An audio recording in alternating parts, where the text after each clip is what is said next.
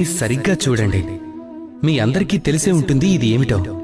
ఇది చాలా విచిత్రమైన వస్తువు. ఇది బొగ్గు ముక్క. నేను విచిత్రమైన వస్తువు అని ఎందుకన్నానంటే తెలుసు కదా, ఇది నిప్పు కణికగా ఉన్నప్పుడు పట్టుకుంటే గనక అది మన చేతుల్ని కాల్చేస్తుంది. ఒకవేళ చల్లారేక దీన్ని పట్టుకుంటే అప్పుడు ఇది మీ చేతికి మసిని అంటిస్తుంది.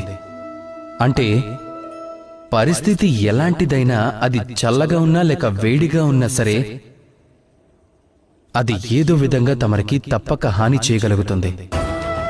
చెడ్డవారు కూడా సరిగ్గా ఇలాగే ఉంటారు.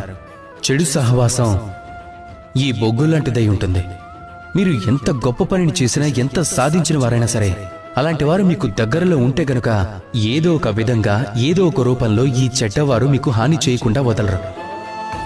అందుకే మీరు మీ జీవితంలో ఎప్పుడు స్నేహితుల్ని ఎంచుకునేటప్పుడు ముందు వెనక ఆలోచించి ఎంచుకోండి. రాధాకృష్ణ.